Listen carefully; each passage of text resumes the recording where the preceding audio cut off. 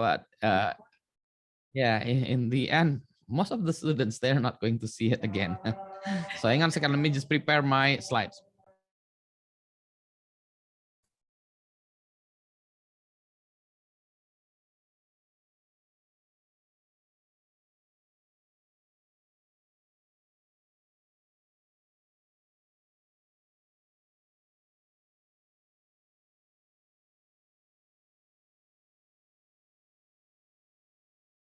Oke, apakah sudah terlihat layar saya?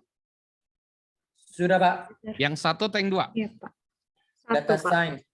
Satu ya. Okay, that's Satu, good. Pak. Okay, because sometimes my configuration is in a mess. Sometimes it shows my other. Sometimes it shows this one instead of that one. So I'll put it back. Okay, so let's start the class tonight. Okay, so we're going to talk about data science. So tonight we're going to give a tour, kind of an introduction, an overview of what data science is from my perspective, obviously. Okay. Now, I'm going to skip this part because I already introduced myself last week, right? Now, we're going to talk many technologies. We'll see that there are new technologies, emerging technologies. We call them emerging technologies. These are just examples of emerging technologies. Some people created 8 emerging technologies, 10 emerging technologies, 3 emerging technologies. And this time, Wikibrands created 30 technologies of the next decade. I know the fonts are small, but you have the slides in your hand. I don't like to send my slides beforehand, actually, because otherwise the student will not. It's not going. The students are not going to see my presentation, and instead the students are looking at their own slides, right? Okay, but anyway, this is just an experiment. Okay, let me go get my. Where is my annotation? Okay, I got my annotation tools. Let me just put my annotation tools somewhere. Okay, put it up here. Okay, let me change the color. Okay, now, okay. In this class, we are going to talk more about data science, and it's about this part, big data. But the numbering here is not assigned according to the importance of these technologies. It's just a list, okay? So maybe later on, if we have time, we'll talk more about artificial intelligence. Maybe we'll have one session on artificial intelligence. Which one is real, which one is still far away from our current technology, AI, machine learning, deep learning, what are the differences between those? We're going to talk later on also about IoT, what is Internet of Things and why it matters, and what is the state of the art of Internet of Things, IoT. The third one, the mobile or social internet. This part we already knew about this. It happens in Indonesia already. This is our daily life, so it's not a big deal. So we're going to skip number 3. Number 4, blockchain. We'll have a session on blockchain, what it is and why it matters, why people are talking about cryptocurrency, crypto, NFTs, and things like that. Well, I'm going to teach you the basics of blockchain in one of our sessions. So tonight we're going to talk about big data, not big data, actually the data itself, data science, and related about how we process data. Okay, and then people talk about automation, robots in plants, manufacturing plants. And when we talk about immersive media, we talk about metaverse, combination of immersive media, VR, AR, and also blockchain. A wallet. The mobile technologies already happened to us, so this is checked. No need to talk about that. Cloud computing, it's not new. It's already part of our lives, so we can check this one. This one is already in part of our life. 3D printing, this is an interesting concept. it's going to stay, but where is the stage of 3D printing? It is interesting technology. I will talk about customer experience, energy technology, in terms of renewable energy storage and things like that. My field is actually this, cybersecurity. Perhaps we're going to talk about this topic in one of the classes, and then so on and so on. I'm not going to go through all of this, right? But these are just interesting technologies, and we call them emerging technology. Which means they can emerge and they can create disruptions. They can create new businesses, but they can also die. It's just a fad. They come out and create big hoo-ha, and then it's gone. It is also possible. So we're going to see in the next few years, whether these technologies are there and creating disruptions, and we'll see about that. Okay. Now I'm going to focus more into this big data or data science.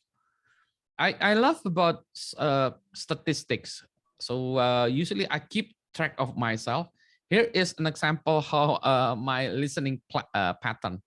So I listen to YouTube, Spotify, and I used to listen on my own collection of music, because I have weird collection of music. I have probably, I can't remember how many discs. I have probably 10 discs of 2 terabytes. So probably I have 20 terabytes of music, because I cannot find my music elsewhere. So when I play music, I usually use a tool from Last.fm, and this Last.fm gives me a plugin to show how I play my song. So if you can see, this is the kind of the statistic of what genre of music that I'm listening to. You can see, progressive rock, metal, new metal, whatever, right? Yeah. So these are the type of music that I listen to. And there's also a statistic about the time when I'm listening to my music. These are just statistics of music that are captured by this Last.fm tools. I don't have Last.fm in my cell phone, so if I play music on my cell phone, it's not going to be part of these statistics. So so basically I listen to more than this, but these are the one that is kind of captured, right? And the nicest thing about Last.fm, it created statistic among your friends. Say, for example, this week I only they have the term Scrabble. Scrabbles mean that I listen to this song, and I listen to this and I sent the statistic to Last.fm.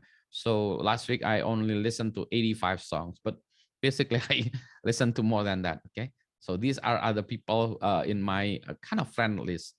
So these are the number of Scrabble, for example, and then these are new artists. For example, I think this one is new artist, right? Sometimes they have new albums. So last week, a quarter of my listening habit was new artists, kind of. Yeah. So these are just statistics. So what is my point? My point is now we're living in an era where we produce data.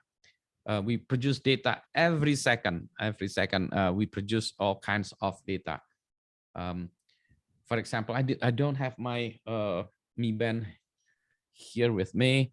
It's in my table in front. When I walk or when I play futsal, it will the Mi Band records my heartbeat, and it records the number of steps I walk or run, right? So these devices actually part of the billion of devices producing data. Okay, so every day there are billions devices generating data.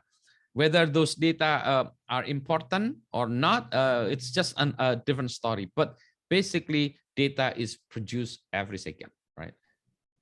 A large volume of data. So data is produced every second, large volume of it. Hang on a second, let me just show you how come my mouse is gone. Okay, I'm back. Okay, so it is said right now, probably not even right now. This was in 2011, right? So today we have today we are at 2022. So in 2020, the 2020, 2 years ago, there are already 75 billion internet connected devices. 75 billion. Can you imagine? If all these devices just send one record or one data, there's going to be 7 billion records or data. Okay, so it's just unbelievable the amount of data we produce. Some people said that data is the new oil. I have a different view. I would say data is the new junk. Karena most of the data is not important, they're junk. Okay, of course there are important data, but most of them are not. So we produce this kind of data. The growth is exponentially. So we're going to produce lots of more data, but we don't know what to do with them because we don't process them. Okay, so that's data that was produced by devices. For our particular purposes, say for example, Google is a search engine that index data produced by human. Jadi Google merupakan search engine terhadap data yang dihasilkan oleh manusia. Tetapi data yang dihasilkan oleh mesin, dihasilkan oleh devices, itu belum diindeks oleh Google. Belum ada sistem yang melakukan indexing itu. So there are no search engines for data generated by devices. Okay. So here's an example again. Well, I didn't have a statistic from Mandalika, but this is an example of data in sports. Formula One is one of the sports that actually produce lots of data, and data is very, very, very important in this kind of race. So McLaren team, they built their race cars for each track. Okay, so if they're going to race, say in, I don't know, Silverstone, for example, then they're going to see their historical data. Okay, in Silverstone, we'll use this this car with this configuration, and at that time the weather is something like this, so they have whether the tire is soft or hard or whatever, right? So they use the data produced by sensors previously and historical data, and they actually run this through their simulation. So if you look, if you search the internet, if you search say YouTube, you can see Formula One big data science. Here is just an example of screenshot that I took from data science at Mercedes. Okay, this is kind of one of their videos. So you can see that they produce lots of data. When they design the car, they put it into wind tunnel, just like when they design airplane, because the speed of the cars, right? It's just like an airplane because it can fly. So they have to put the car into wind tunnel. They put the design and see the streaming, whether the design actually create downstream push or whatever, right? And then they look into the components, and then those are before the race began. And then during the race, they have before the race began, they analyze this, and then they also analyze the strategies from previous data, and then they have a model. Oh, okay, maybe in this race, with the proper configuration of the machines and opponents, and they may have to take at lap number 7, for example, and so on. Now, the data created during a weekend, it's about 400 gigabyte plus. Okay, so today I think it's more than that. Okay, so this data is produced by whatever, right? By the drivers, the environment, the tires, the pit stop, lap, sectors, and you can see here the GPS on all cars. The resolution is in centimeter, centimeter, not meter. When you use your Gojek, right? Gojek, GoFood, or Grab. Usually the resolution is in meter. Sometimes it's in like 5 meters, 10 meters, 11 meters. but this time the resolution is in centimeter. You can imagine. So it is not based on GPS only. They have their own kind of sensors. They put sensors all over the track. So you can see the dashboard on the top part here. You can see that is the circuit. I don't know what circuit it is. And then you can see where the drivers are, and then the situation. So there is a story whether one of the videos was interesting. They talked about how what was his name? Won the champion. Sorry, the race at Monaco, because Monaco is very the racetrack is very small and it's difficult to overtake. So you have to make sure whether you're doing it great, and then you have only 15 seconds to decide whether you go to pit, change tire or not. So you have only 15 seconds to decide change tire now, go to pit or not, right? So that is kind of how they win or won the race. Okay, so it's important. A long time ago, I watched how the drivers actually change their gears. For example, Schumacher and Barrichello, they use different ways to use their gas pedal and brake pedals. So sometimes they use right and left. So they put the gas with their right foot and brake on the left foot. And other drivers actually they put their gas and their brake, on the right, and the left is not doing anything. So it's just a type of different type of driving. And sometimes they put the heat gas and brake at the same time. So it's just a different way of driving. Okay, it is kind of cool to see how they drive their cars. Okay, so it is interesting. So this is how they win or they won the Formula One. Okay, so there are other things, but the one that is being used most of the time is this. There is actually a book, and this is book based on a real story of the Oakland Athletics baseball team. And the Oakland baseball team, let me just put this right. Okay, this was from 2002 season, and the manager is Billy Beane. So in this movie, Billy was actually played by Brad Pitt. Okay, so basically, Billy was the manager of Oakland Athletics, and Oakland Athletics was considered not one of the top baseball teams because they didn't have money. They only, I believe at that time, I don't know exactly. I believe they have only 40 million. The budget only 40 millions, but they compete against other baseball teams that have like more than 120 millions in their budget. So they're kind of one third of their the budget of other teams. So these other teams can steal their players. If they like their other players, they just hijack these players, and then so the Oakland Athletics, they end up with leftovers kind of.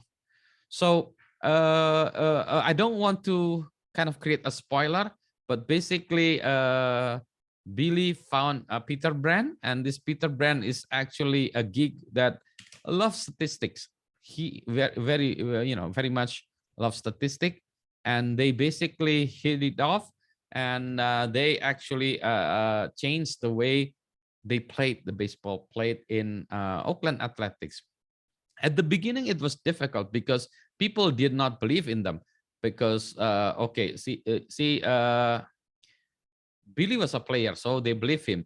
But Peter was just a guy who loves statistics, and he didn't even play baseball. So people say, you're playing with numbers. You're not actually playing with sports. But they created statistics, and when they know, okay, if you have this pitcher, you have to play it against that player and so on, and you don't have to hit, you do this and that, and at the end of the day, you have to watch the movie. So let me just show you the movie. Okay, the trailer. Okay, hang on a second, let me just pause a bit. Let me just show you the trailer. Where is the trailer? Okay, Moneyball. Okay, let me just share. You share Firefox Moneyball trailer. Okay, let me just play this one. I hope gitu. Nah, jadi kalau yang ini there are ways of doing it, right? Kita bisa baca bukunya, so we can read the book. Actually, there's a book by. Hang on a second. Let me just pull back my where is my slide? Okay, where is my slide? Okay. Oh, hang on. Okay, let me share my slide again. Let me slide. Where is my? I can't find my Zoom. Okay, there it is. Okay, let me go back. Okay, so I guess you have to watch this. Find where you can watch this. You can find it on the internet. Say Moneyball full movie free from dark web. You can watch, or you can rent, or you can buy this from Google Play. Now this is interesting. This is a true story from 2002 baseball season. So this was not long ago. Well, if you consider 20 years, is it long or not? I don't think it's long. 20 years ago, it's just new, right? So they changed the way baseball works. Baseball has been there like for 150 years or so. So this, these guys, they changed everything. Okay.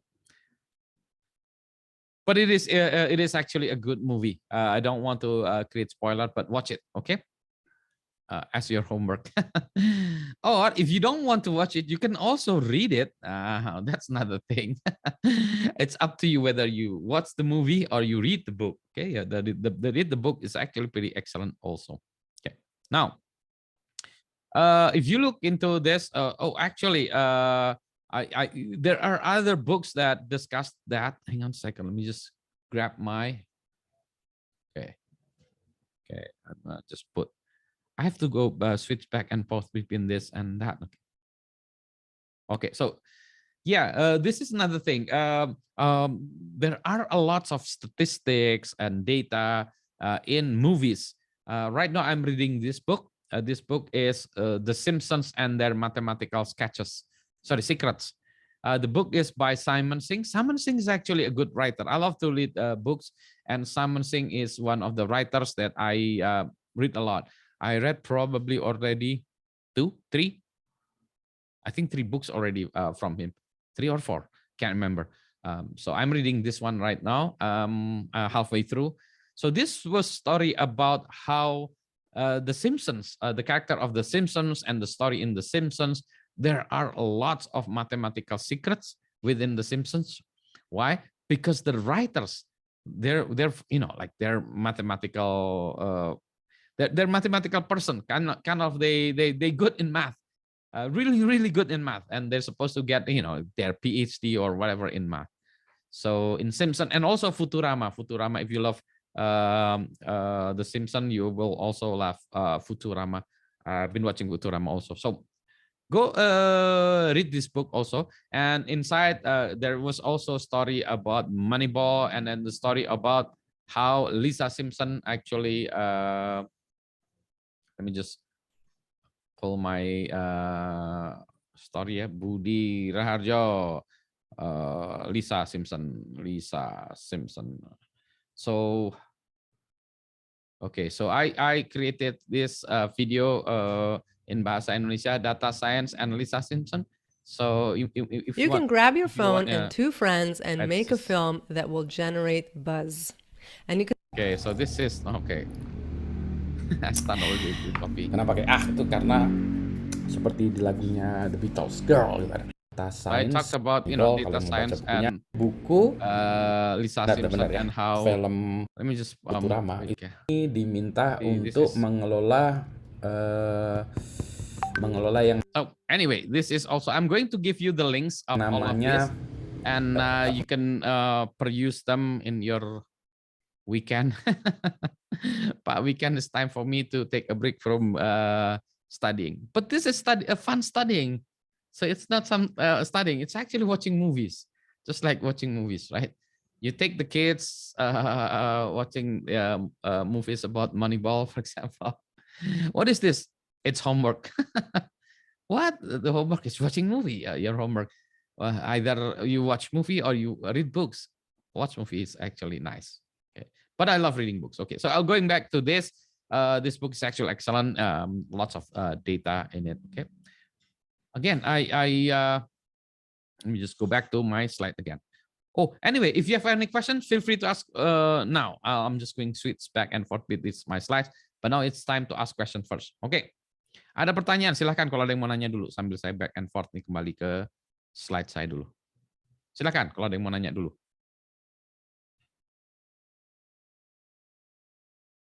Belum ada. Masih oke kah? Hang on a second. I'm losing my...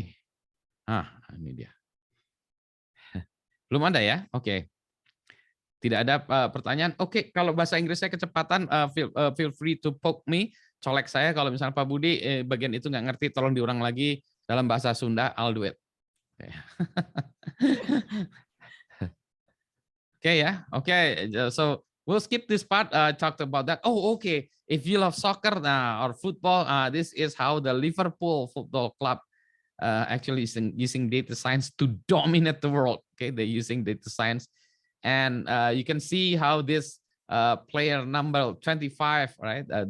Number 24, and he has well, where should he pass the ball? There are several options. You can put it. He can pass it to number 21, number 18, number 26, and number 22.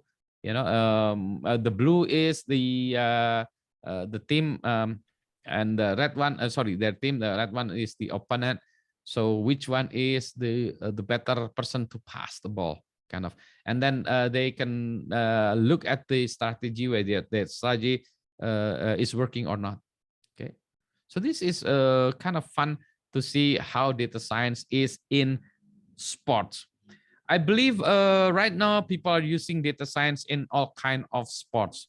Definitely, if you are talking about chess, of course, obviously chess, lots of data. But we are not using data science in badminton, for example. We are the best in badminton. We're number one in the world in terms of badminton. If we are not doing this, we're just like the other baseball teams, kind of, if we are using Moneyball kind of parlance. Jadi kalau kita tidak menggunakan data science di dunia olahraga ya, kita bakalan kalah. Sudahlah, bakalan kalah. Ini ada sainsnya. Di ITB waktu itu sudah dibuat gedungnya untuk meneliti tentang sains dan olahraga. Tapi akhirnya gedungnya nggak dipakai, nggak tahu, berhenti itu. Gedungnya udah ada, isinya nggak ada ya. Tapi kita sebenarnya ingin meneliti ya tentang exactly like data science and sport. Bagaimana Messi menendang bola misalnya gitu ya. Bagaimana Ronaldinho mengocok lawannya dan seterusnya gitu. Atau kalau kita lihat bagaimana Lim Swee King melakukan smash atau Rudi Hartono melakukan lob. So we want to study all of those things in sports. Okay, so data science is definitely important in sport. So I'm using that as an example because it's easier to relate sports in terms of our lives. If I talk directly about business, then you may say, you know, in my field, data is basically non-existent. So we use our intuition. That is also fine. But now these days, you cannot make your decision not based on data. So again, in Indonesia, we are faced with COVID-19 analysis. So in the back room, when we decide to create PSBB, ya kita ingin membuat ini lockdown, ya kapan sampai berapa? Ini istilahnya beda-beda. Sekarang istilahnya bukan PSBB, apalagi sekarang istilahnya yang dipakai sekarang? PPKM. PPKM. PPKM, Pak. Ya, PPKM ya. Nah, sekarang itu levelnya ada berapa, kapan, sampai kapan. Nah, ini kan base-nya on what? Karena kita we cannot based on the kesehatan saja. Kita tidak bisa we cannot use kesehatan as the main what you call it parameter only or the only parameter. We have to use other parameters, for example, economy, social, you know. So obviously kesehatan is one of one of the main parameters, but it's not the only one. For example, if we see kalau sekarang BOR ya, ketersediaan tempat tidur di rumah sakit menjadi indikator. Jumlah yang sakit mungkin sekarang tidak penting lagi, tapi yang lebih penting adalah ketersediaan rumah sakit ya sebetulnya. Jadi jumlah itu relatif ya. Kalau ketersediaan tempat tidur di rumah sakit masih kosong ya, misalnya rumah sakit untuk yang COVID okupansinya di bawah 20%, 10%, oh oke. Tapi begitu sudah mendekati 80%, kita kritikal gitu ya. So we are using those indicators as one of the indicators, but that's not just that. Oh, the reason is that we have also indicator of economy. If we just push everything as a lockdown, then there's no economy, and we're going to die because of that. We're going to suffer about that. But this is kind of what you call it, tarik dan ulur ya antara kesehatan dan ekonomi. Kita nggak bisa hanya berdasarkan kesehatan aja.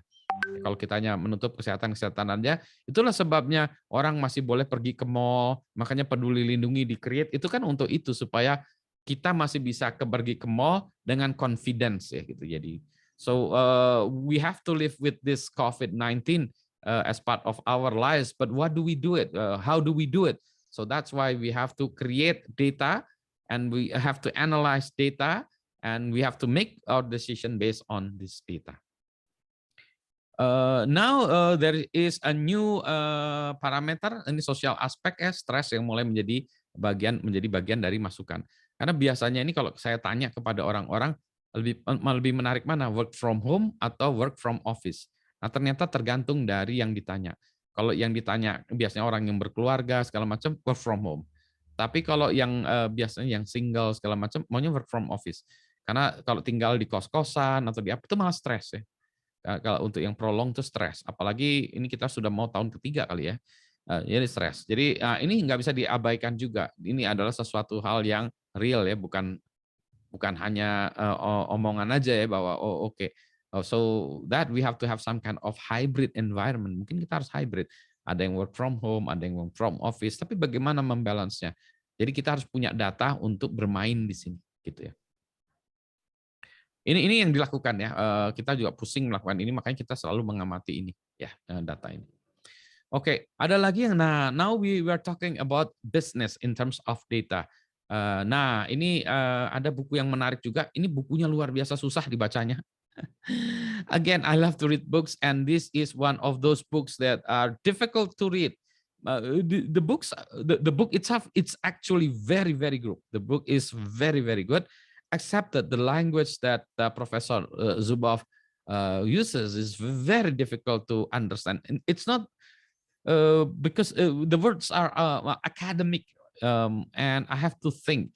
And there are lots of wisdom within the pages. So I read usually like 2 or 3 pages, and then I have to stop and think about what I've read so far. And then, okay, continue reading and then think again. So it is very, very slow. Now, my strategy was to look into the video, the interview of Professor Zuboff with other people about this book. So I know the essence of this book, but I still want to read this book. Okay, so what is this surveillance capitalism or surveillance economy? So this is an economy based on data gathered from surveillance, meaning from Google, Facebook.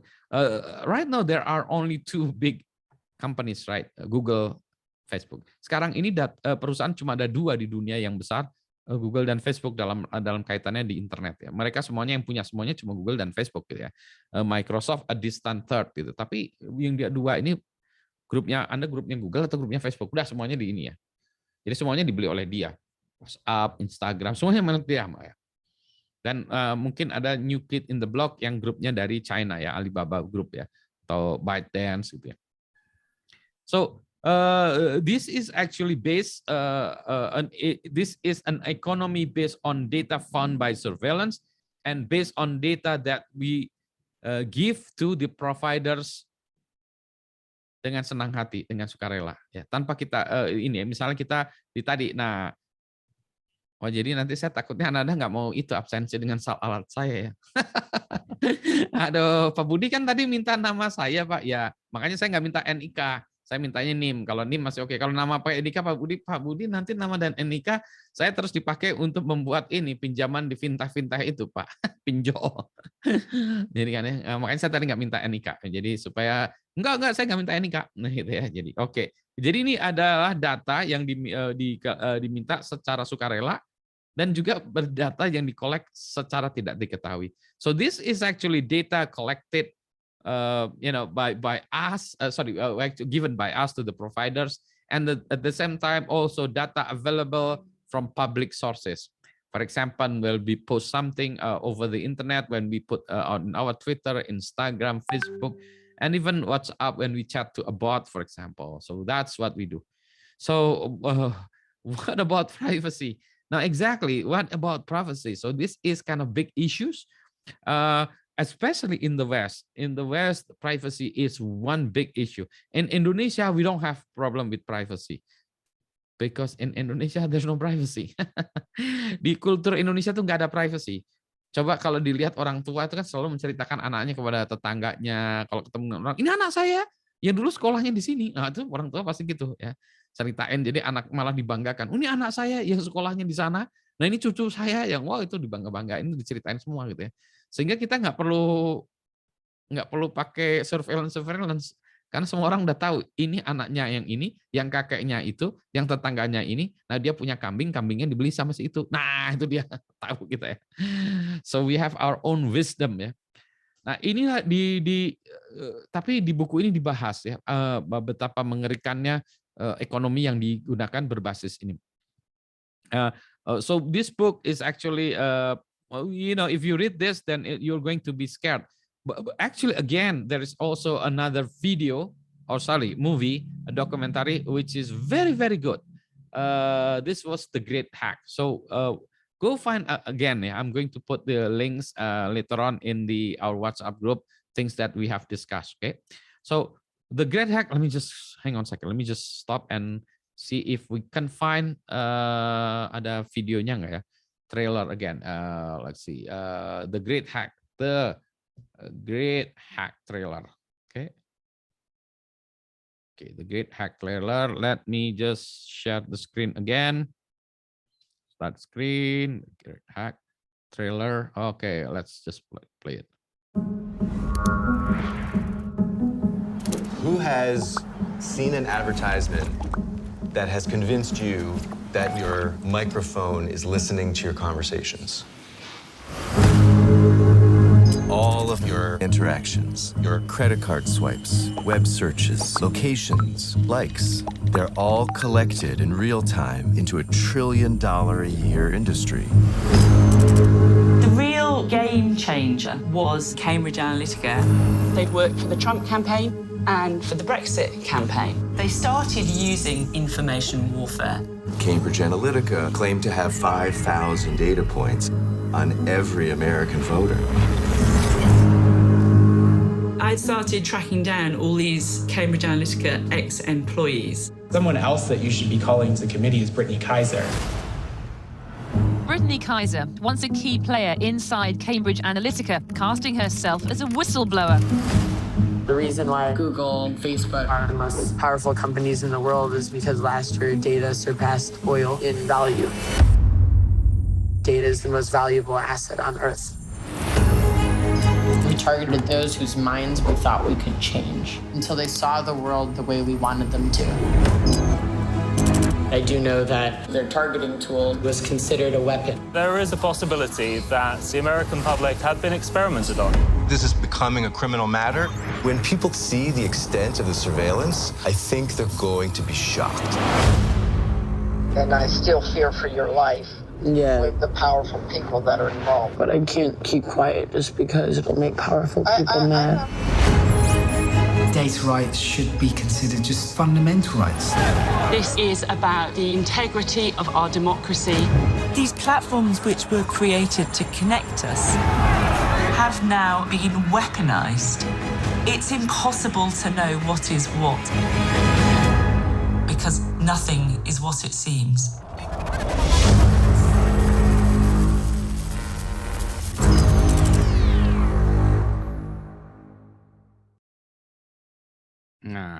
itu lagi ya. Jadi lagi-lagi it's a movie about how data is really important.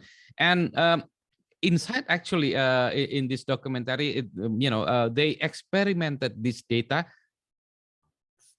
for Brexit, for American election, and for Indonesian election. So we are actually part of the experiment what they're doing in this data collection. Jadi Bapak dan Ibu, kita itu menjadi bagian dari eksperimen. Dan kalau suka tidak suka, inilah yang terjadi di dalam future. So in the future, we're going to see more of this. That's why when people talking about hoax and buzzer and things like that, is it real? It is real, because they know what you want right now. For example, if they're running this engine, they know that right now I want to eat satay, for example. And while I'm thinking that in front there's already somebody selling satay. Satay Pak Budi, I'm going to buy it right away because they know exactly I want to buy it, and it's in front of my house. There's no reason why I'm going to turn it down. I'm going to buy it, obviously. So that's how they know. In this example, they said that for every Americans, they have 5,000 points about you, about every voters. So they know already, okay, before the election began, they already know the winner is. It's just a matter of counting the results. So the same thing. I have actually students in statistics long time ago. Created a company. I can't remember the name of some kind of company, and then they're gone kind of. And then I think 2 years after that, I asked them, why? What about your startup company? And then they said, no, Pak, no, I work for these political parties. They're doing all the statistic and they're doing the analysis of this. At one point, they wanted to create an application which detects whether you are pro Ahok or no Ahok by examining your photos taken by you.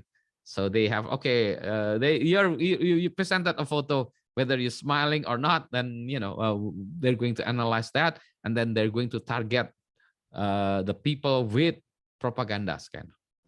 Right. So that's why when the election a long time ago, for example, in Jakarta election, I already knew the result because all the analysis in the back, they said, oh, okay, Anies is going to win, Ahok is going to lose because of this, and then it pan out exactly what it is. Because statistic is science, right? Statistic is not magic; it's science. It's repeatable, and exactly. So that's why when they, when you know how to play it, you are a winner. This is related to social. Our lives, right? And then later on we'll talk about business. I've talked about the use of data science in sports, in social life, and obviously in business. So, okay, ada pertanyaan? Is there any questions before I go to the definition of what is data science? Adakah pertanyaan? Silakan. So those are just introduction of what data science is from my point of view. Ada pertanyaan atau itu mah sudah biasa Pak itu? Sir, yes. Okay, Dela first. Ladies first. Okay. Well, I'm a birth doula, Pak. Several times I have learned that model atau what we call the data science of pregnancy and the outcomes di childbirth. Itu sebenarnya juga bisa dijadikan satu data science yang sudah ada sebenarnya, Pak. Saya beberapa kali mengikuti pelatihan dan they said if A then B, if B then C, and that's kind of formula from the previous dari ibu-ibu yang diteliti sebelumnya, ratusan ribu ibu, but it's come to an ethical issue, or nggak bisa digituin dong dalam proses persalinan gitu. But then ya itu gimana ya Pak menyikapinya? Dalam artian kita bisa membantu, dalam artian dalam hal ini I can help them, I may help the mothers from the data, tapi kan akhirnya kan nggak ada yang tahu gitu. Atau kadang susah untuk masuk percaya, oh ya mungkin saya bisa berbeda. Tentang data science itu ada probability ya. Jadi misalnya dari we're talking about probability from 10,000 of pasien ya, from 10,000 patients, 9,981. Jadi 9.981 kayak begini. Tentu saja ada variasi ya, tapi those are small anomalies. It could happen, but the number is very small. That's what science is, right? Jadi tentu saja itu real ya. Now the problem when we talk about ethical, here's a sample. How did we get the data? Contoh, di Amerika ada kasus. Ada anak kulit hitam masuk ke mall. Polisi langsung nangkap anak ini. Kenapa? Karena dari statistik 9 dari 10 anak yang ini makan nyuri di mall ini. Now, ethically, what do you think about that ethically? But they said, statistically, 9 of 10 black kids who came into this mall actually steal something from the stores. So that kind of thing, we should be very careful in interpreting the results, because we did not know how they capture the data, right? Nah itu yang sangat penting ya, karena sampel itu sangat penting. Kalau kita salah ngambil sampel sehingga interpretasi kita menjadi berubah, jadi itu menjadi masalah. So one of the biggest things in statistic and also in AI is getting samples. For example, remember our face, right? Our absentia, presence in the class. Our database is biased. Why? Karena we are based on the faces of wajah Indonesians, of Pulau Java. Now we didn't have many wajah faces from Papua, for example. No, that's a problem. Itu juga karena apa? Karena nanti kalau kita matching wajah yang berkulit hitam seperti saudara-saudara kita yang dari Papua, maka itu errornya akan tinggi. Kenapa? Karena sistem saya tidak ditrain dengan dataset yang banyak dari sampel itu. The same thing happening in the US, because when they train the face recognition, they train it based on a white Caucasian people. So that's why when they talk about black people, they said, oh, okay, there's stereotype of black people. Black people usually, big nose, thick lips, and things like that, right? So that's the stereotype. So that's why if you have an AI machine or statistic, the bias should be removed. And that's difficult because you have to have the complete data sets. The same thing with our data set is not complete. That's why if we have a solution, AI solution, say if we bought an AI solution from China, it should not be adapted right away because it's not created the model based on statistic used in Indonesia. Gitu. Jadi selalu harus kita ini juga. Jadi tadi statistik sangat membantu. Iya Bu, membantu. Dan itu bisa kita gunakan. Oh ya, kalau dalam kesehatan seperti ini, maka ini seperti apa. Now, we are actually part of AI for COVID-19. Our team is actually our team is actually part of the engineers who did actually created the model for AI for COVID-19. Okay.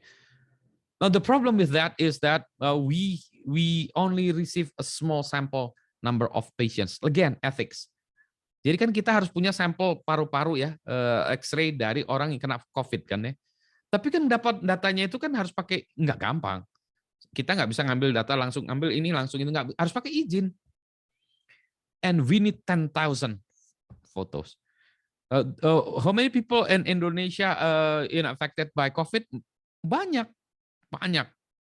bahkan udah millions menurut saya. Tetapi we did not get even 10,000. Kita nggak punya 10,000 gambarnya aja. Kenapa? Ethical reason. I have to ask, for the person, okay, can we use your X-ray for our training set? No, I don't want part. Okay, so we cannot use that. Because people, why people do not want part of their X-ray into the data set? Because they do not want to be treated differently.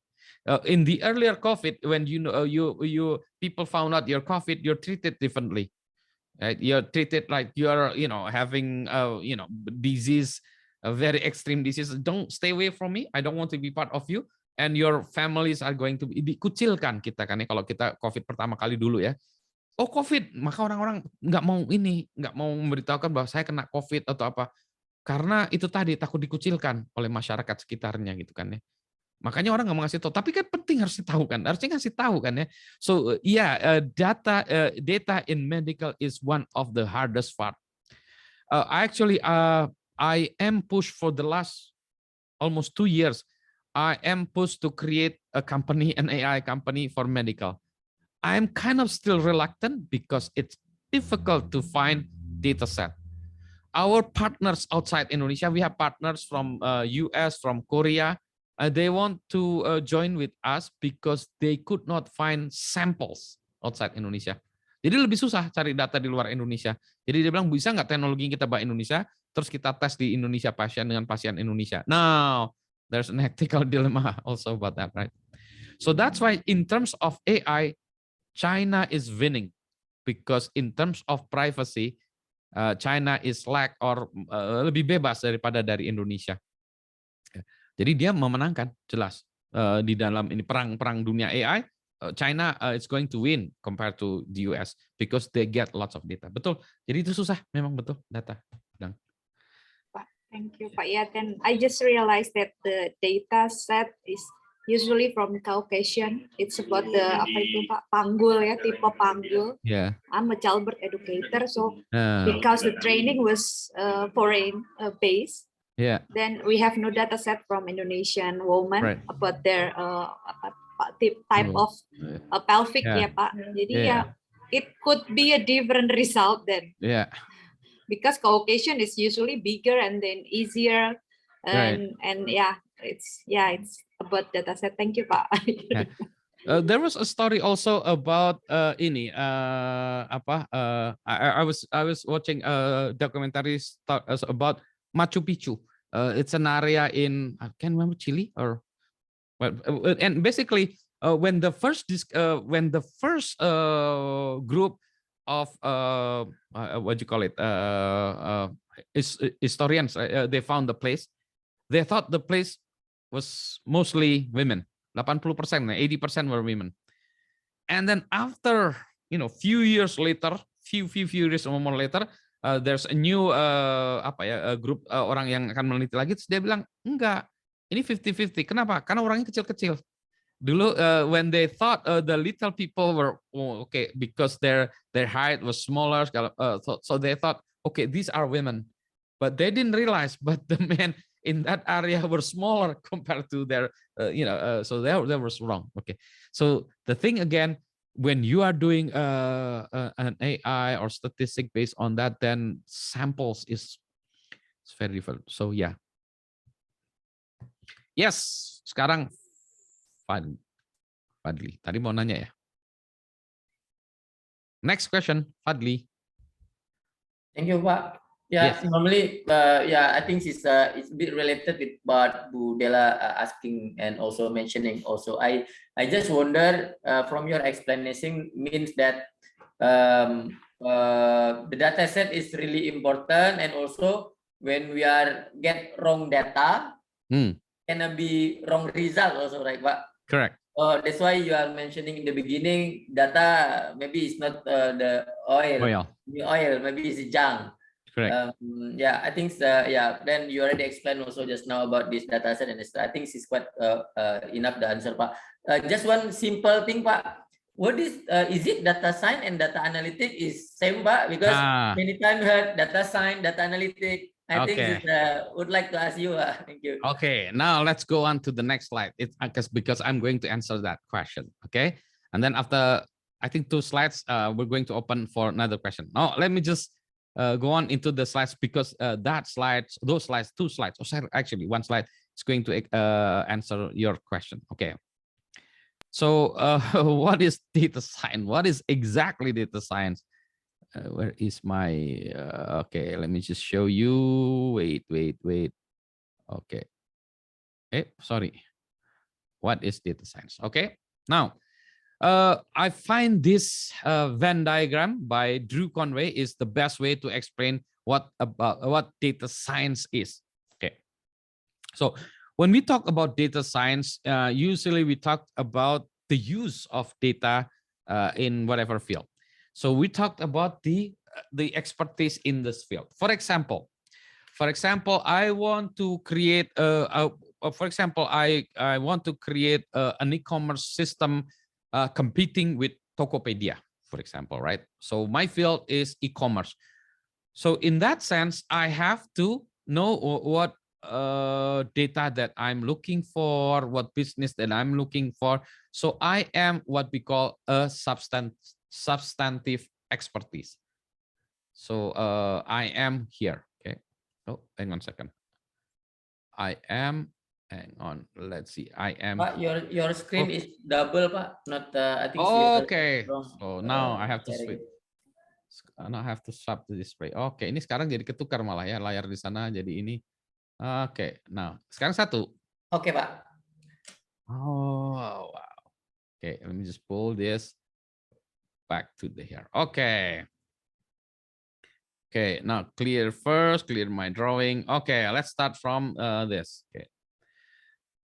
When we start from this, okay, when say I want to create an e-commerce system, so that's why Pak Budi, are you the business person? Yes, I am the business person. So if Ibu Della talks about medical, so she is here. Okay, substantive expertise. Okay, so when I want to create something, okay, then I'll talk to somebody who is doing statistics. For example, I want to know how many people are buying sabun hari Senin. Okay. Or my question is going to be different. Kalau orang beli sabun itu biasanya hari apa sih? Okay, now kan ya. If I want to find out kalau orang beli sabun hari apa, so I ask statistics. Person in statistics. So I ask somebody who knows statistics, math or statistics. Okay? So this is basically the traditional research. We created a survey and things like that.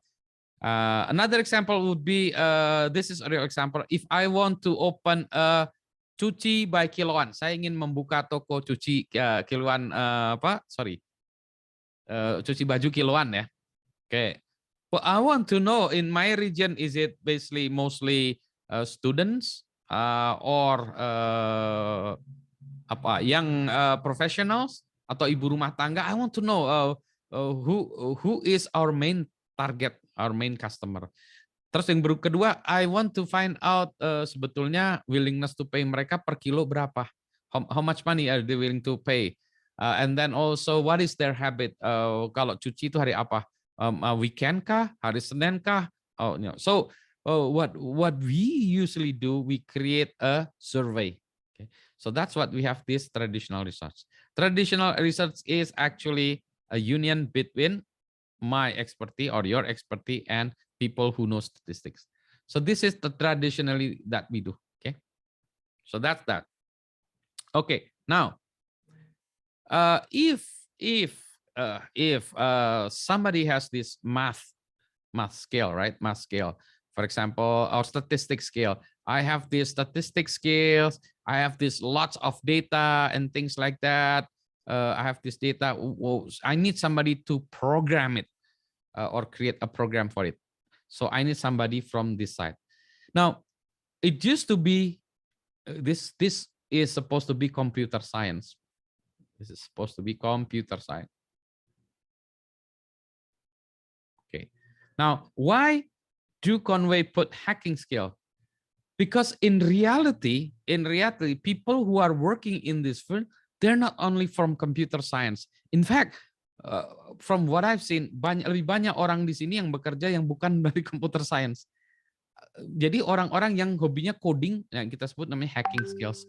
So in reality, the people who are working in this field, the computers, programming, things like that, they're not from computer science background only. I have programmers who are, who are from astronomy, from geology. They're very good in creating program. So when you have statistic, and then you have a person who are doing programming, things like that, and this usually the field is called machine learning. Ada AI, machine learning ini sini. Jadi irisannya adalah itu ya. Jadi not union, intersection between these two is machine learning. Now, here is what we call danger zone. Danger zone is this. I am an expert in my field. I have no idea what statistic is. I have no math background. I'm just asked the computer programmer, hey, can you write a program for me to do this? And he said, okay, Pak, what do you want me to do? I'll program it for you without knowing the math. So this is what we call a danger zone. I'll explain it later on about this. So this is what happened these days. Lots of people from the domain of business, and then they hire people with computer skills, and then they thought they have data science. No, this is actually a danger side. Now, the intersection between these fields, the substantive expert, statistic and math, and computer, this is what we call a data science. To expect one person knowing all of this is too much. Jadi kalau berharap satu orang menguasai data science semuanya susah ya. Maka saya lebih cenderung data science itu adalah sebuah team. It's a team. Person who has the business case, the person who has the math of the statistic part or the the algorithm for it, and the person who know how to program it. Because a data science is this. I'll give you a joke. Okay. Here's a joke. Joke-nya adalah seperti ini. Ini dari si ini ya, Dilbert. So this is the boss. The boss wanted to find out the size of the market, and he said, use the CRC database to size the market. And then Dilbert said, sir, that data is wrong. So I cannot use the CRC database. No. Okay. Then use the SIBS or this SIBS database. Dilbert said, sir, that data is wrong. And then this person said, can you average them? Of course, I can even multiply them if you want. That doesn't make sense, right? Ya, gitu ya. Jadi lawaannya dalam bahasa Indonesia kayak gini nih. Orang bisnis dan orang IT. Orang bisnis, cari datakan pendapat penduduk Kota Bandung dari data BPS. Pak, data BPS tidak akurat. Kalau gitu gunakan data dari pajak. Datanya itu tidak akurat. Oh, kalau gitu kita rata-ratakan saja gitu. Bisa Pak, mau dikalikan juga, mau dipangkatkan juga bisa, mau dikuadratkan juga bisa. Nah, this is the dangerous part. I mean, this is the dangerous part. If you don't know the math, it's dikalikan mau apa maknanya dikalikan gitu ya. Ini kan datanya salah, ini salah, ya mau dirata-ratakan juga tetap salah gitu kan ya maksudnya. So this is let me go back to the definition. So let me go back to the definition. So let's go back to this. So Duke and Wei created this Venn diagram, and people adopted this Venn diagram, and they created more diagrams. Jadi diagramnya awalnya dibuat si Drunkonbe, bentuknya seperti ini. Kemudian banyak orang yang mengadaptasi diagram ini, kemudian dibuatnya, dimodifikasi segala macam. Tapi menurut saya yang awalnya ini udah bagus ya. Dia menyarikan esensi what data science is. So this is actually a very good diagram to get the essence of data science. Komen, silahkan. Nah, ini serunya. Fadli tadi mudah-mudahan menjawab kan ini? Ya, Pak. Yes, thank you, Pak, for the explanation. Really clear. And also, when you said data science is a team, I'm again getting the point.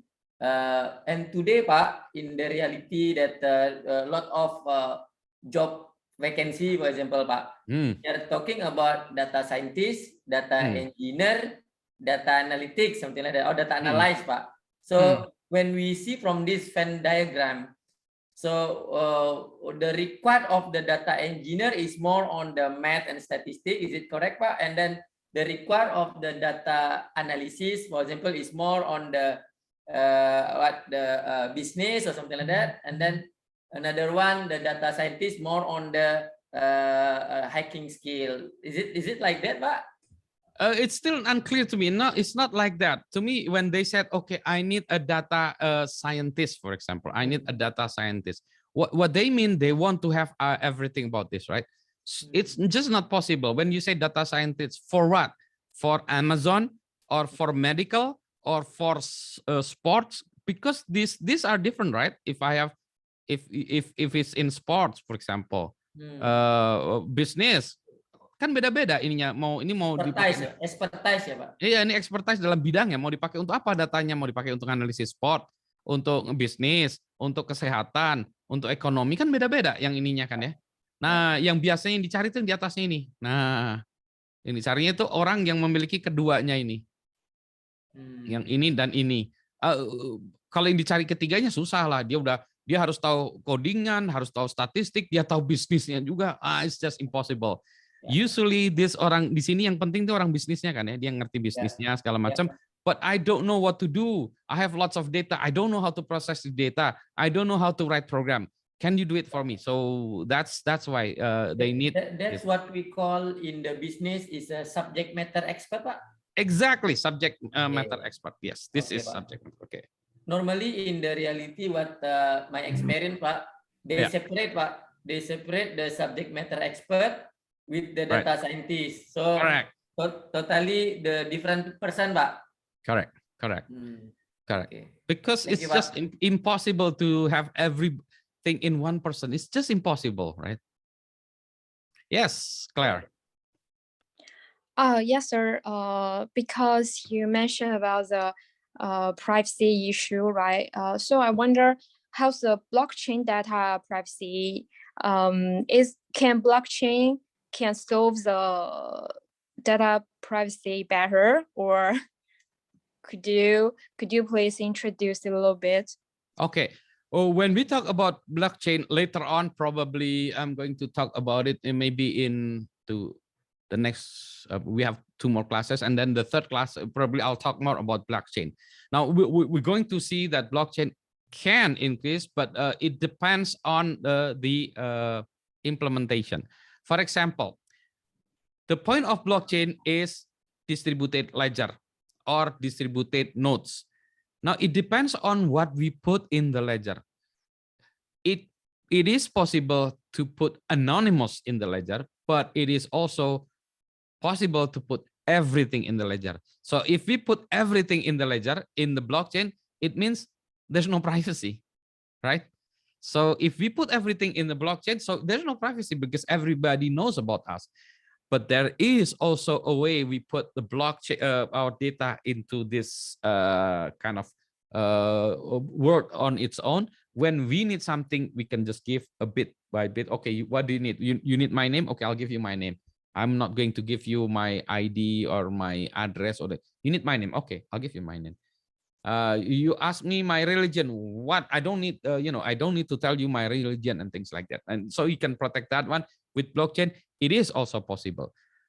But if we put everything in the blockchain, there's no privacy, because in the blockchain, I can put my name, I can put my address, so everybody in the world knows about me.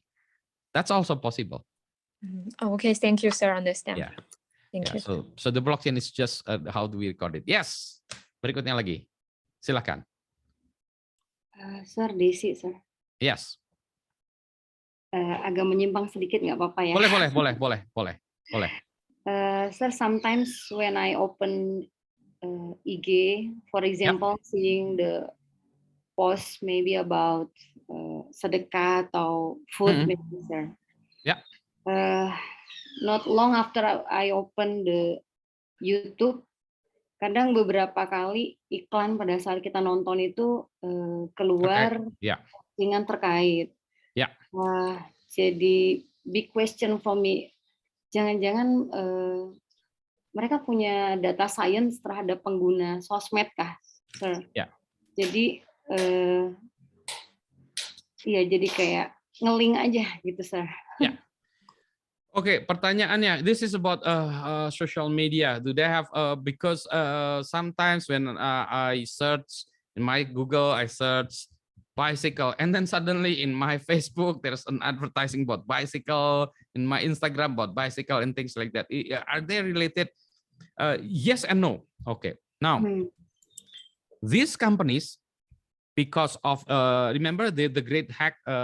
The Great Hack film documented about an issue in Cambridge in Facebook with regardless with Cambridge Analytica. So the story goes like this. Ini ceritanya nggak panjang dulu ya ceritanya. Jadi ceritanya gini. I'm going to mix and match the story in bahasa Indonesia and English. Okay. So a long time ago, Facebook created a platform to play games. For example, in pernah ikutan nggak di Facebook ini misal, jika Anda seorang superhero apakah Anda milih kan ya? Iya. Nah itu oke. Nah di dalam termsnya gamenya itu, si gamesnya itu meminta izin dia minta izin untuk melihat profil kita. Oke, Budi Rajo tanggal lahirnya sekian. Oke, berarti orang yang umurnya sekian itu senangnya binatang jenis ini. Dia bisa dikorelasikan. Oke, fine. Kan kita kasih izin. Oke, fine. Untuk aplikasi itu ya. Oke, aplikasinya satu itu. Terus dia buat aplikasi lain lagi. Dia nanya lagi. Nah lama-kelamaan dia punya profil tentang kita. Nah, itu satu ya. Tapi spesifik untuk kita dan kita izinkan dan hanya untuk itu aja. Oke, fine, nggak masalah. Nah, problemnya dengan si Cambridge Analytica ini, dia ngecek, dia lihat Facebooknya saya. So the Cambridge Analytica, this group, they look at my profile and then they also look at my friend's profile. No, that is forbidden. They got permission for me, but they did not get or do not get permission to see my friends. Ya. Jadi masalahnya dulu kalau kita mengokekan gitu, dia bisa ngelihat profil kita dan dia juga ngelihat profil teman kita. Nah, itu yang nggak boleh. Gitu kesalahannya. So that was long time ago, a mistake by Facebook in the configuration that when I say okay, the application or the games can also look at my friend's profile. So Facebook got mad at this Cambridge Analytica, and then they said, "Okay, Cambridge Analytica, you did wrong. Terminate your data, delete your data." And Cambridge Analytica said, "Okay, we are not going to do anything about this," and things like that. But they lied. So they sell this data, analyze this data, and they sell it to various places. Facebook become, and then the government from all over the world, in the US, in the Europe, they ask Facebook to explain this. Jadi Facebook itu dikadalin oleh Cambridge Analytica. Jadi dia salah memang awalnya. Jadi Facebook was wrong, but Cambridge Analytica was bad. Dia tidak hacking, tapi salah konfigurasi nggak melihat itu. Now, because of this, privacy is heightened in the Europe, sehingga Eropa itu meningkatkan privacy. So and then they created GDPR. GDPR is the standard for companies. If you want to deal something in Europe, you have to comply with GDPR. Indonesia nggak harus, Amerika juga nggak harus. Amerika punya sendiri, Eropa punya sendiri. Now, apa yang di dalamnya itu? Makanya waktu itu WhatsApp harus menjelaskan itu. Dulu saya di-hire sama WhatsApp juga untuk menjelaskan itu gitu ya. Jadi dia gini, hey, pertama WhatsApp harus ngasih tahu ke usernya. Data apa saja yang diperoleh oleh WhatsApp dari kita. WhatsApp harus ngasih tahu, Pak Budi, saya ngambil data dari Anda itu adalah nama ini. They must state what data they ask the user. Must, dia harus tahu. And terus dia harus cari juga, menceritakan juga how did they collect, how do you collect the data. So Facebook, everybody, companies that deal with data in Europe, they have to explain what data are you collecting. How are you collecting the data? And then third, what are you going to use the data for? Jadi datanya digunakan untuk apa? Itu harus dijelaskan. Datanya akan kami gunakan ini gitu ya. Nah, dan ada lagi kebijakannya harusnya apa gitu. Jadi yang dilakukan adalah mereka membuatnya harus terbuka perusahaan. Itu yang dilakukan. Maka waktu itu WhatsApp mengubah privacy policy-nya itu bukan mengubah privacy policy-nya. Dia harus menjelaskan itu. Awal sebelumnya dia nggak jelasin. Dia pokoknya ngobrolin data aja. Nah, sekarang mereka bilang, nggak bisa, kata GDPR says, you have to explain what data are you collecting and how you collect the data and ini. Ya, jadi dia bilang kami mengumpulkan data dengan kalau orang ngisi form, Kami mengumpulkan data juga kalau ada orang punya support, telepon customer support, kami ngumpulin data segala macam itu. Nah, itu dikumpulkan oleh WhatsApp sendiri. Oke, so that's one side of WhatsApp collected the data. Now, WhatsApp was bought by Facebook. Kan WhatsApp dibeli Facebook. Dang, orang malah, wait a minute, you're WhatsApp and this is Facebook. You know, you guys are different companies.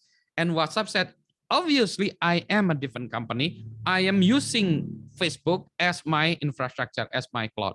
Jadi si WhatsApp bilang, saya pakai Facebook, tapi saya pakai Facebook itu bukan untuk ngasih data ke Facebook. Saya cuma pakai servernya Facebook segala macam. Facebook cannot see my data, cannot see your data, cannot see WhatsApp data gitu ya. Jadi gitu ya. Itu jadi meskipun si WhatsApp, even though WhatsApp is using Facebook, Facebook cannot see WhatsApp data. Oke, itu jadi itu ya. Nah. So that's all. Now, another thing. WhatsApp punya aplikasi baru lagi, bukan WhatsApp Messenger, WhatsApp for Business. Nah, that's different. Jadi kalau WhatsApp for Business itu menggunakan infrastrukturnya Facebook and they share data with Facebook. WhatsApp Business. Jadi lihat ya, perhatikan kalau kita ngobrol di WhatsApp Messenger kita tuh kita ada dua, WhatsApp Messenger dan WhatsApp Business. Nah, yang WhatsApp Business itu datanya di-share dengan Facebook. So if we are dealing with someone who are using WhatsApp Business, usually it says in the profile, right? You are dealing with this person and this person is using WhatsApp Business. So if we are talking with this person, meaning that Facebook is going to also know that. Karena orangnya itu menggunakan because this person is using Facebook as a service. Jadi ada dua ya, kalau kita cuma kalau kita WhatsApp yang biasa, yang WhatsApp Messenger itu WhatsApp sendiri, nggak ada hubungannya dengan Facebook. Facebook nggak boleh tahu segala macam. Tapi begitu kita misalnya Pak Fadli punya WhatsApp for Business, saya ngomong berdua, pas di situ ada profilnya itu ada tulisan Pak Fadli menggunakan WhatsApp Business. Mau nggak kita komunikasi? Kalau saya oke komunikasi, berarti komunikasinya itu nanti dicatat oleh Facebook segala macam, dicatat untuk buat bisnis dan lain sebagainya. Because of Pak Fadli, jadi saya bocor ke sana. Gitu kan ya. Nah, tapi kan menjelaskan ke orang-orang kan susah. Kan itu kan orang kan kalau ngelihat itu kan cuma ada itu, bisa ada teksnya. Nah, WhatsApp wajib menampilkan teks itu. Karena untuk memberi keterangan orang, kalau kamu itu kamu harus wajib ngasih tahu bahwa ini akan diinikan dengan Facebook. Tapi kan nggak menjelaskan itu kan setiap orang nggak bisa. Nah, yang itulah yang dikorelasikan oleh Facebook dengan Instagram, dengan WhatsApp. Nah, itu. Now, if we are talking to somebody, here's the thing. If we are in a group, for example, if we are in a group, if everybody is using WhatsApp Messenger, that's fine. Facebook will not know. But if somebody in the group is also WhatsApp for Business, then Facebook will know, right? Because of this person, right? Ya itu liciknya dia gitu. Dia bilang, ya kalau gitu, kalau ada orang yang punya WhatsApp Business kan saya jadi pada tahu semua omongan kita gitu sih ini. Tapi si Facebooknya bilangnya gini, no, yang tahu itu mesin, bukan orang. Iya mesin tahu gitu, tapi mesin itu kan bisa mengkorelasikan data kita kan ya. So that's why when we open Instagram, because we were talking about bicycle, so when we open Instagram, there was an ad for bicycle. Itu Bu, jadi datanya itu bocornya gara-gara karena itu. Now, on top of that, they're collecting also statistic about what's happening in our environment. Contoh, misalnya kita dalam satu grup, assuming we are in a group, say WhatsApp group, and there are 100 person in this WhatsApp group. 30 of them, suka naik sepeda, maka di iklannya sepeda juga, kita ke bawah juga sih. Karena dia ngelihat statistik yang lainnya, because Facebook knows the statistic of others itu. Nah, because of the statistic of others and things like that, maka dia tahu, maka iklan yang ibu tadi misalnya lagi ini, biasanya si ibu ini tuh kalau ngasih donasi itu Jumat pagi, langsung itu keluar iklannya Jumat pagi, karena dia tahu. Nah sama, I'll show you the statistic. Let me just show you the statistic of my blog. Hang on a second. Ini juga sama ya, sebentar ya, saya tunjukin statistic of my blog. Where's my statistic of my blog? Okay, hang on a second. I have my blog. Okay, let me just show you what I have. Share screen. Okay. This is my blog. I have a blog, rahartwordpress.com, right? I wrote so many things there. And if I go to statistics, right, and I go to stats, and it shows how many people are reading my blogs. These days probably only 100, 150. Kalau sekarang mungkin hanya 100, 150, nggak banyak ya. Kalau dulu tuh sampai 5.000 per hari. Dan saya bisa melihat bahwa postingan saya itu paling banyak yang baca itu Senin siang. Pas antara jam 11 sampai jam 1. Jadi kalau saya mau posting, saya posting jam 11. Itu pasti banyak yang nonton. Kalau saya postingnya Selasa pagi, ini nonton sedikit gitu. Jadi because of this, I know the behavior of my readers and what they're in. Jadi nanti juga saya bisa lihat ya search term ini kalau sekarang nggak ada. Kalau dulu search term ini saya bisa lihat. Misalnya orang-orang yang nyari ke blog saya itu mencari lowongan kerja. Oh ya kalau gitu saya nulis lowongan kerja aja. Itu orang pasti banyak lagi gitu ya. So all of this search engine segala macamnya itu ada di sini semua itu. Jadi saya bisa tahu ini orang-orang ini yang nge-search saya itu gara-gara apa, kata-katanya apa. So I know what they're looking for in my blogs. Now this is my blog is just a small example, only 150 people, right? Only 150 people watching or less. Can you imagine what happens with Facebook with 100 million people? They know they have got more data. Jadi dia bisa tahu, oh daerah Bandung nih sekarang lagi ngomongin siomay. Oke, posting siomay. Atau ada tempat baru di Bandung yang ini tempat ngumpul, tempat makan di Bandung, ditampil gitu. Jadi gitu Bu, memang betul. Jadi itu bukan sesuatu hal yang magic gitu ya, bahwa dia melakukannya, yes melakukannya. But because of that. Tapi kan nggak mungkin juga kita bilang ke teman-teman kita, saya nggak mau deal dengan kamu, kamu pakai WhatsApp bisnis, kan nggak mungkin juga. Saya nggak mau ngomong dengan orang yang pakai WhatsApp bisnis, kan nggak mungkin juga. Jadi teman kita, jadi kita tahu bahwa oh kalau dia pakai WhatsApp bisnis, I'm more careful with what I'm saying because I know that they're going to be indexed by Facebook. Gitu ya Bu ya. Pakai WhatsApp bisnis tadi disengaja ya Pak ya?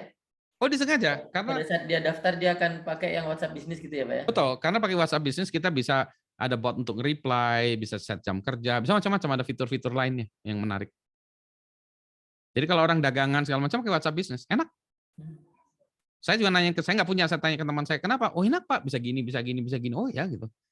Saya pakai itu Pak gitu. Gratis pula. Nah, But the data is collected by WhatsApp, right? Yeah, sorry, not by WhatsApp, but Facebook. Oh, by Facebook, sorry. Yeah, Facebook, the main company, the parent company gitu. Yeah. Ya. Tapi dia bilang ini kan dipakai juga untuk melayani Anda. Nah, kan? Jadi kan Anda lagi senang-senang naik sepeda ya kasih iklan tentang sepeda lah. Saya nggak kasih iklan soal mobil. Tuh Anda nggak tertarik mobil kan ya, bener juga ya ini orang ini ya nakal juga kan ya. Kalau saya lagi cari-cari makanan, mie bakso, keluar tawaran itu mie bakso ini, saya tarik apa? Ya benar ya, memang benar dia melayani ya. Of course ya. Ya, silahkan lagi ada yang mau tanya lagi, silahkan. Okay. And how about the credit card Pak? Sometimes we don't know how they know us, and they know even our name also Pak sometimes. Nah, kalau itu bocoran data kalau itu memang. Oh, I see. Ya, itu beda itu bocoran data kalau card ini. Oke, Pak. Okay. Now, ini karena because we still have 10 more minutes, I'm not going to add more slides. I think it's better if we have question and answer. Saya stop dulu aja ya soal penjelasan slide-nya. Silakan ada yang pertanyaan-pertanyaan. Sekarang kita question and answer. We continue this one. At least you get the gist or the idea of what data science is, right? Itu nanti yang lain-lainnya itu hanya penjelasan ya lebih detail tentang hal itu. So we already know the data science and all the jokes, right? And then we'll talk more about this in next class. Now in the next class, I'm going to ask you, I'm going to teach you how to program. So in the next class, please use a computer notebook, and we're going to teach you how. I'm going to teach you how to program Python. Okay, a simple programming Python. So, but don't be afraid of it. Okay. So next week, that's next week. Minggu depan kita belajar programming ya. It's going to be a fun programming. Sekarang tinggal pertanyaan. So sekarang adalah question. Silakan kalau ada yang mau tanya tentang pertanyaan lagi. It could be anything. Yes, David. Sir, sorry I didn't open my camera. I'm recovering from COVID, sir. Siap. My question is, I'm quite following sports in general, basketball and football. They use data everywhere, data statistic. But there is a lot of argument that we made that nowadays we use too much data to analyze player match, something like that. Because some people say there is some aspect in sports that cannot be seen by data. What do you think about that, sir? Yeah, again, I am I'm an engineer. I believe in things that are scientific, repeatable. Is statistics science? Science, it is science. I'm not good in statistics, by the way, but I know it is science. It's not. Jadi statistik beneran. Jadi bukan ngasal atau data yang ngasal gitu ya. But can you predict, for example, saham? Kan banyak datanya Pak ya. Can you predict saham? In my opinion, you cannot. Because why? Because there are too many parameters. Now the same thing with statistic dalam sports. Can you predict sport? Well, if you think about 1,000 parameters, then it's going to be difficult to predict exactly correctly, right? But if you can combine the general idea, and if you're executing things against, if you're executing the strategy according to the plan, then you'll get the result that you expected from science. Tetapi on the other hand, musuhnya juga pakai sains juga kan ya. We are assuming that we are going to use strategy A and our opponent is going to use strategy B. Apparently, the opponent is using strategy C and D, so we have to evolve right in the middle of it. So it's not exactly A. We have to respond with A prime, A double prime, or things like that. That's why kayak di Formula One itu, meskipun dia sudah set strateginya itu, dia masih tetap harus membuat prediksi lagi, membuat keputusan on the spot. Contohnya sih McLaren itu. Siapa yang orang Inggris pembalap ini kok saya jadi lupa. Hamilton, sir. Hamilton, ya. Lewis Hamilton itu dia, wah ini udah diprediksi menang ya, gitu. Pas itu nyenggol dinding, bannya pecah. Aduh, ini di luar skenario nih.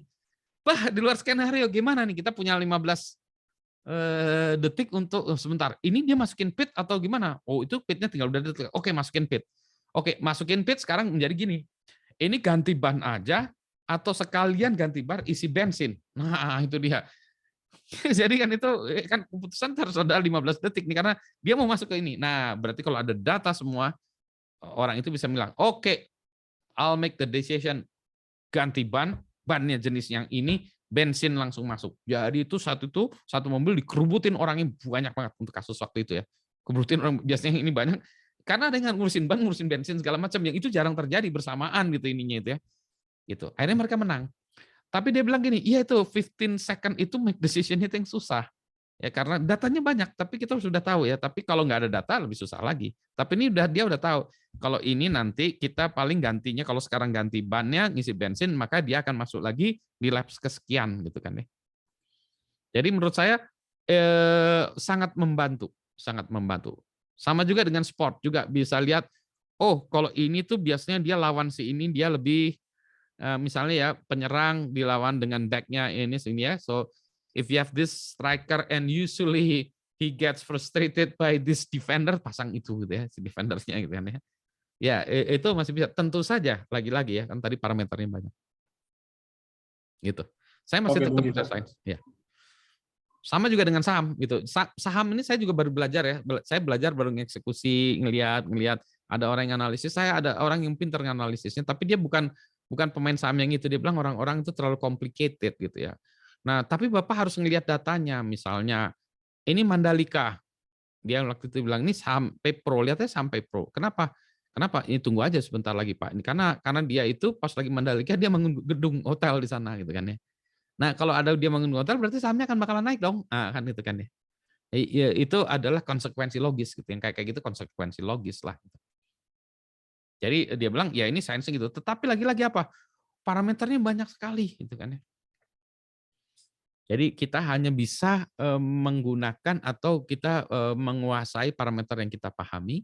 Nah, itu yang kita deal dengan itu. Nanti sisanya baru ya itu di lapangan yang harus berubah strateginya A plus 1, A, B, balik lagi ke A, C gitu ya. Gitu. Nah, susahnya kalau yang itu tadi kan ya, yang kayak sekarang udah mulai juga tuh orang di sepak bola, nah ini dulu kan ya, sepatunya tuh sekarang mulai mau dipasangin sensor-sensor. Jadi udah dilihat juga tuh.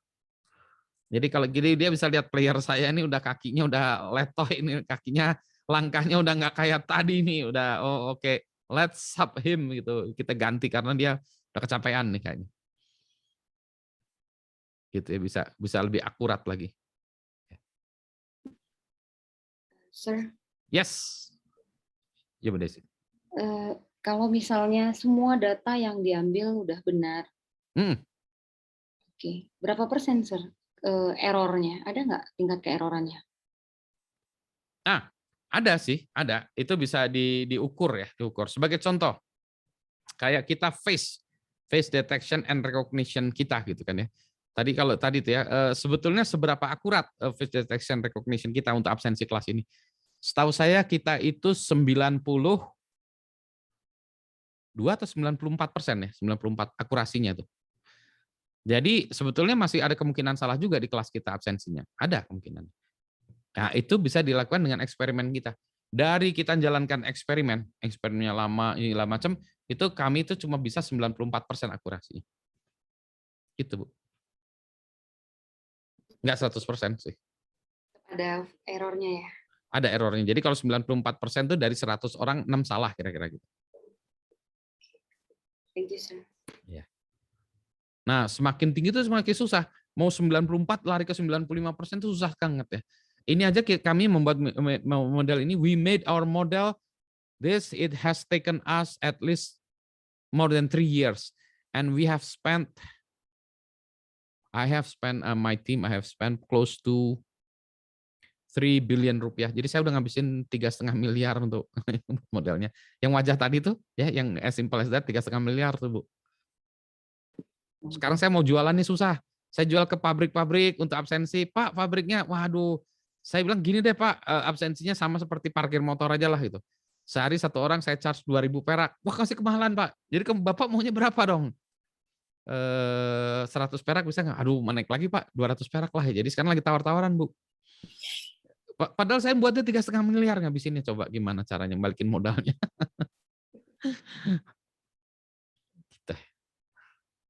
That's reality. Ya, tapi jadi nggak 100%.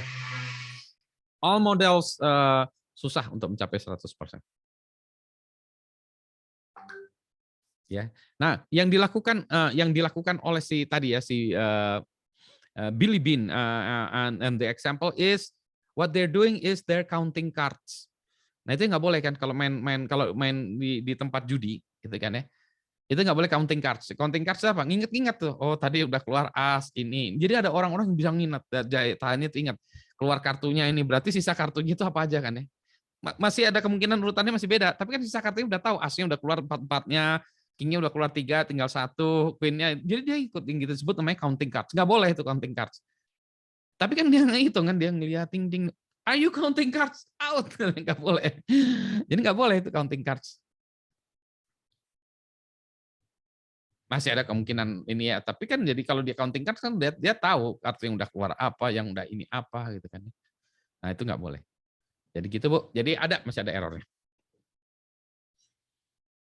Nah, kalau misalnya 50%, kalau 50% itu nggak bagus, itu kan tinggal nebak aja, itu kayak flip coin. Saya punya satu sistem yang sekarang susah. Nah, sekarang now we are developing a system to find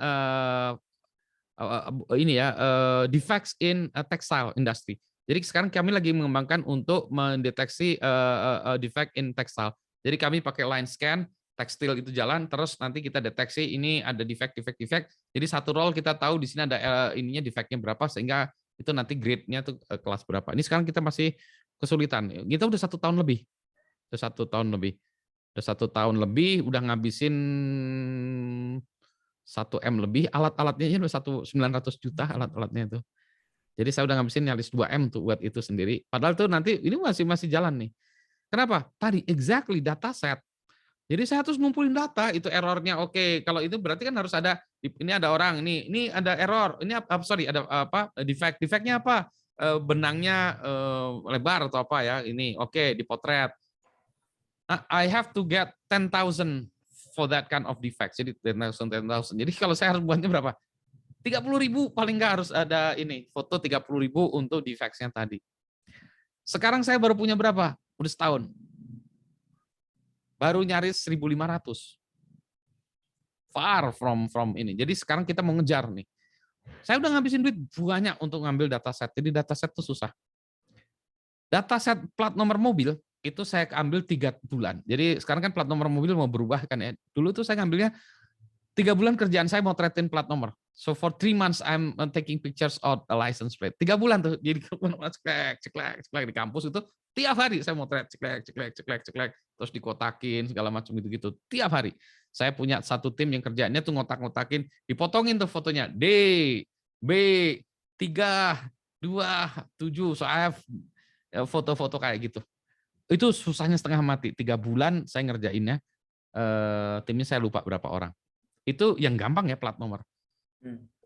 Wajah, iya.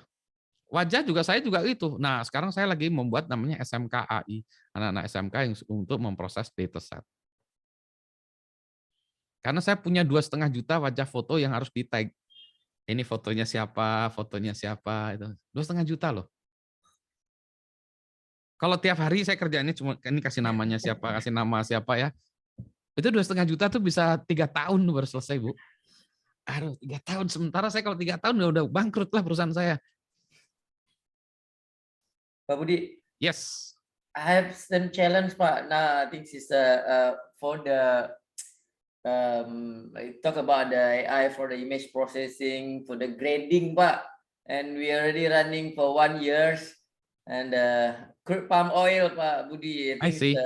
Maybe we need to talk. I need your idea also about that. And 1.5, almost 2 kali ulang tahun, Pak.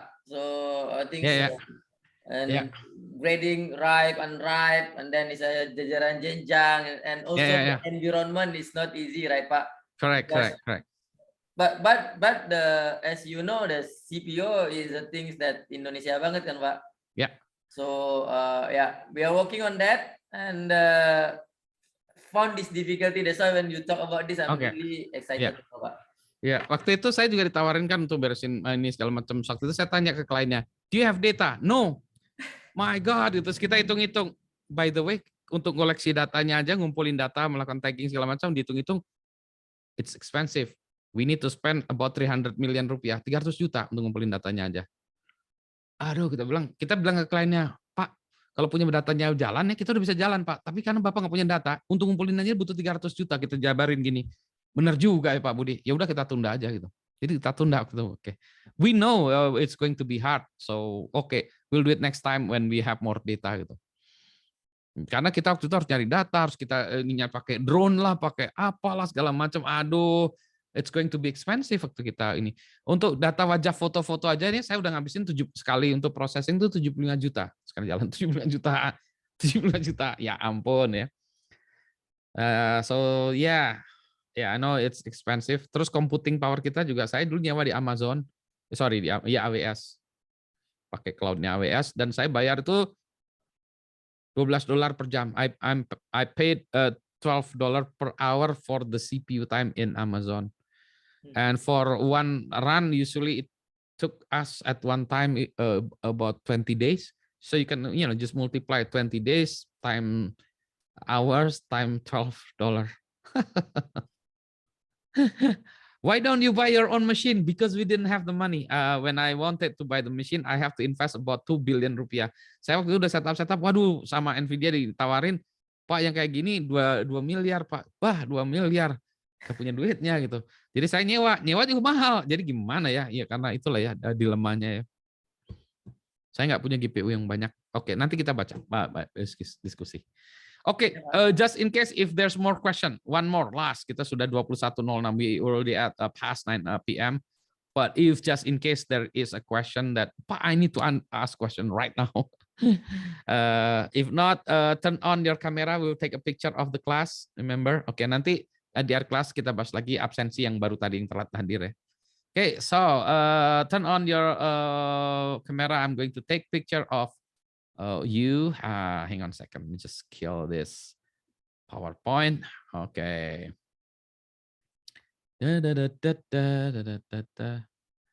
Okay, I have. Okay, there are 2 pages. Okay. Yang halaman pertama masih 1, 2, 3 lagi yang belum nyala. Oke, halaman pertama. But anyway, I'm going to fire my preview to take a screen capture of the first page. Oke, kita capture halaman pertama. Masih cerah semuanya atau sudah tunduh, sudah ngantuk ya? Oke ya, nanti kalau 1, 2, 3 bila ketawa 1, 2, 3 ketawa ya. Oke, 1, 2, 3, 1, 2, 3 ketawa. Oke. Oke, that's the first page. Saya save dulu ya. First page. First page nanti. Oke. Yang halaman kedua sebentar ya. Oke, halaman kedua. Preview saya mana? Preview saya. Oke ya, preview. Mana kok hilang? Oke, halaman kedua.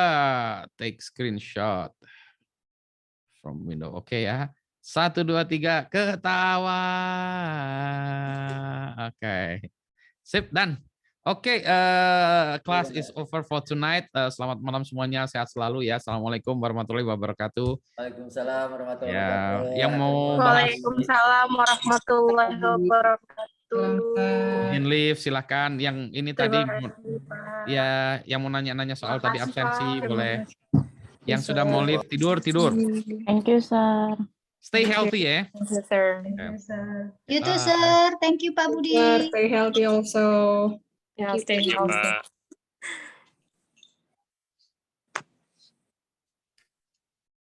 Pak Budi. Yes. Izin boleh tanya nanti tim Pak yang itu Pak, saya beneran sedang ongoing sebenarnya Pak Budi. Dan kemarin sudah sempat dengan grupnya Intel Pak, startup binaan Intel, tapi sudah 1 tahun lebih ini agak difficult, so memang looking on another option Pak. Oke. Ya, kita yang ini yang sekarang kita memang lagi bahas itu industrial tuh ada 2. Satu yang tekstil tadi, ada perusahaan tekstil ini kita punya sprint target 25 April udah beres 1 round itu ya. Terus yang kedua lagi tuh sebetulnya ini saya belum cerita, ntar kalau gitu saya stop dulu rekamannya.